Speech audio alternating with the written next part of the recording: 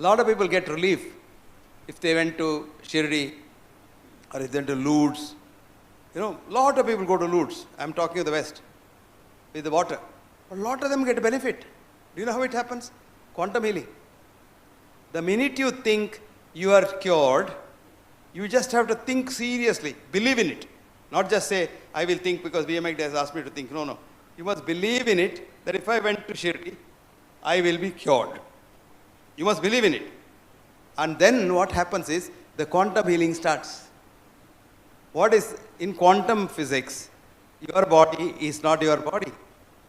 Your body is energy. Energy is matter, matter is energy, which is called a-duality in quantum physics. The man who found out, Hans-Peter Dürr, who was till recently my co-editor in our journal, fascinating old man. He was 89, so enthusiastic. He doesn't carry a cell phone because he believes nuclear energy is very bad. He's a nuclear scientist. And he goes all over the world, and his wife doesn't know where he is. So she'll occasionally call me, do you know where Peter? I have lost him.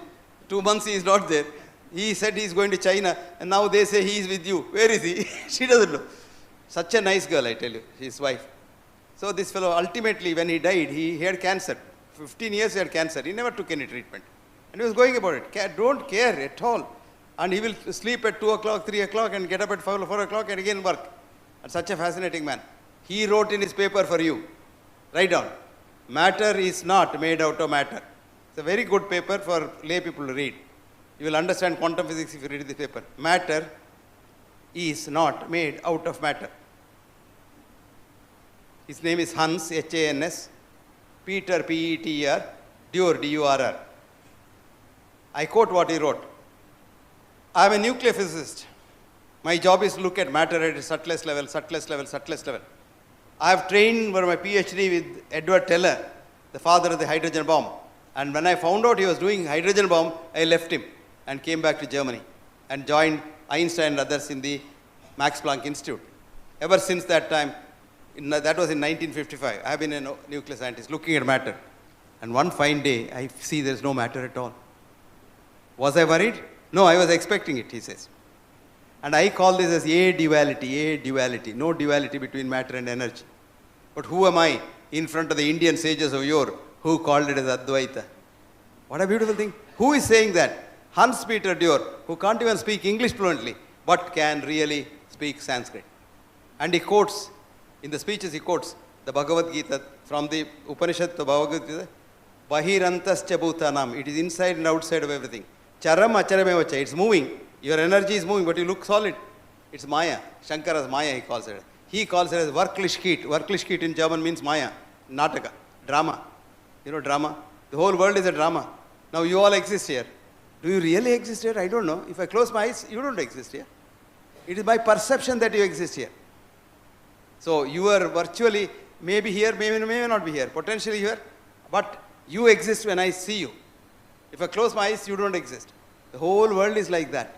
So it's a Maya. Bahirantascha bhutanam charam acharamevacha sukshmavateta vijnayam. What a beautiful thought. It is so subtle that no vijnana in future also can see it. In 2017, people have not seen an electron. So many people got Nobel Prize describing an electron without seeing it. But they tell you in the physics class in BSc, if you have not seen God, God doesn't exist. Right? But you have not seen electron exists because he believes in it. That's all the difference. See, so many people. One fellow, J.J. Thomson, in 1907, who was a Cavendish Institute director, said electrons are particles. Nobel Prize. 30 years later, his own son, George Thomson, said they are waves. Again, Nobel Prize.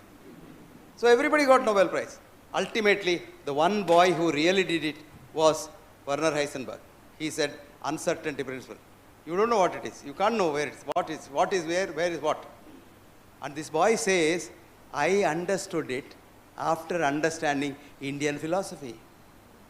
Werner Heisenberg says, I understood my quantum physics. One of the top quantum physicists, Nobel laureate quantum physicist says, I understood quantum physics only after understanding Indian philosophy. Can you believe that? You and I don't, because we don't believe in Indian philosophy. We don't think India exists. We think only the British gave it to us. And because even after independence for over 70 years, we had RNIs as our leaders. RNI, you know, resident non-Indians. You don't know them. You know NRIs. No, but we have most RNIs here, resident non-Indians. They are not Indians. They live here with their mind in America or England or Europe. And we had those RNIs as our chief. So they condemned India for everything. Even today there are people who condemn India. They say, what is this rubbish? But these people say, Werner Heisenberg says, I understood quantum physics. Of course, Fritjof Capra has written a book for all of you, The Tao of Physics, where he says, I understood quantum physics when I was sleeping in the sands of, Konark, on the beach. When this hot sand, the vibration was going up, then I knew the dance of Shiva, that's the dance of the electrons. But Werner Heisenberg saying is something fantastic. And who is saying that? Again, Max Planck. Max Planck says, Indian philosophy is quantum physics. Whole quantum worldview is Indian. You can comprehend much more than what you can grasp. What is science, Western science, do you know? Fishnet hypothesis. Have you heard of fishnet hypothesis? Who has heard of fishnet? Who are BSc students here? MSc students here? Fishnet hypothesis. Sir Arthur Stanley Eddington, a Nobel laureate physicist in England. You know, madam? You know? You said you raised your hand. Dufatta? No. Ichthyologists means fish specialists, wanted to study fish.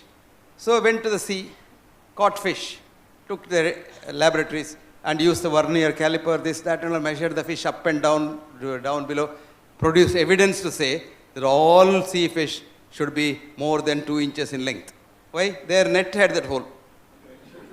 So after 10 years, another group of ichthyologists went to the sea with a different net, with a smaller hole, that caught even half an inch fish. So they said all sea fish is half an inch. That's another hypothesis. This is called fish net hypothesis. So Western reductionist science is so reductionist, it doesn't know what's happening on the other side of the room. And that's called fish net hypothesis. It's a very important hypothesis in science. And Arthur Stanley Eddington is a big man. He got the Nobel Prize thanks to our friend, who is that? Einstein. He was Einstein's friend. Because Einstein's theories were all proved wrong by 16 experiments. But only this fellow said, no, I am going to repeat that experiment.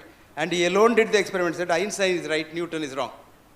So Einstein said, okay, this fellow must get a Nobel Prize. So he had the curve, or he got. So that's the story of our friend Stanley Arthur Eddington, who said, science is after all fish net hypothesis. So friends, in the quantum worldview, you see this whole world not as a reality, but as happenings. So beautifully described by Krishna to Arjuna. When Arjuna says, whom am I fighting? I don't want to fight. Whom am I fighting? My own brothers, my own cousins, my own uncles, my own teacher, my own guru. How can I kill them? So he puts the Gandiva down. What does Krishna tell him? Anarya justam o Partha. You are not an Arya. That means you are not authentic. You are not a good human being. You promise something to your brother that you will fight on the strength of which he came to the war. Now in the war field you say, I am not going to fight. So you are Anarya justam o Partha. Akirti param. You will not get kirti. You will not. Aswargiyam. You will never go to Swarga. So don't do that. You fail. Because you are not killing them. They are all dead. In quantum physics they are dead. You are only nimitta matram. I am not joking. This is exactly what Hans Peter Dew says. Haps. Haps is happenings. They just happen. Time doesn't move. You know, it's 6 o'clock, 5 o'clock, all this is our conception. The movements happen. At 5 o'clock, we were in the Ferguson Road. At 6 o'clock, I am inside this hall. That's how time has changed. But time is the same. My grandmother's time also, the same time happened. Same thing happened. But we think time is moving. Then, of course, ordinary physics write time and this and that, and then write books and stories, nice stories. You all read and pay money. But real thing is, time doesn't change. We change. That's called entropy. And we should stop that entropy by what's called negative entropy, by evolution. And that can be beautifully done by meditation, yoga, and pranayama. What a beautiful thought. Pranayama, movement of prana, the life energy. And I saw a beautiful book in one of the American schools of yoga. You know, there are about 43 schools. One school I happened to go for a lecture and saw a book written by the owner of the school. And she has written Usha Yoga. Usha is her name. So Usha Yoga. All kinds of yogas are there. Here also people have their names. And then she has written prana plus yama, pranayama. So I told her, don't bring yama into this. Change the book. Don't bring yama. Because of course, yama is all right for we doctors. You don't know that? Vaidhyarajo namastubhyam, Yamaraja sahodara. You are Yama's brother. It's a compliment. Because Yama is the only god who is very ethical. He kills the dog or the king the same way. Whereas all of us, king is separate death and dog is different death. No, Yama same. It's a compliment. But the next one is Yamastu harati pranan. Yama only takes life. Vaidhyo pranan dhananicha. You take life and money both. It is money that has spoiled science. Up until money came into this world, science was pure. Science had compassion. Science had some love. Science had an aim to try and understand this world. But after money came, science became money because money spoils everything. You didn't know that. You didn't know? Before money came into the world, this world was so happy that nobody had any disease. When money came, disease came.